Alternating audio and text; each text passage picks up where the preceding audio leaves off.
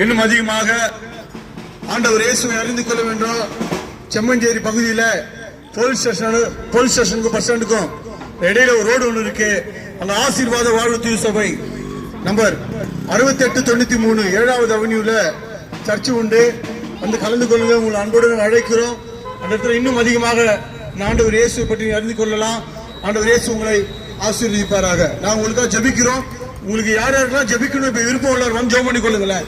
வாங்க. உங்களுக்காக ஒருவேளை நீங்க உடல்நல சுகம் இல்லாம இருக்கலாம், பலவீனமா இருக்கலாம். நீங்க அதுக்காக ஜெபம் பண்ணி கொள்ளுங்க.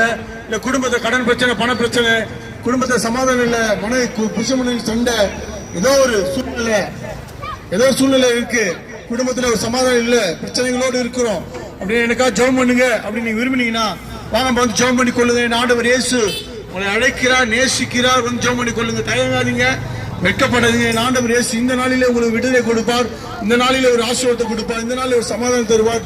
வந்து ஜெபம் பண்ணி கொள்ளுங்க. ஆண்டவர் இயேசு உங்களை நேசிக்கிறார். நான் உங்களுக்காக ஜெபிக்கிறோம். என் ஆண்டவர் இயேசு உங்களை ஆசீர்வதிப்பார். வந்து ஜெபம் பண்ணி கொள்ளுங்க. என் ஆண்டவர் இயேசு உங்களை ஆசீர்வதிப்பார்.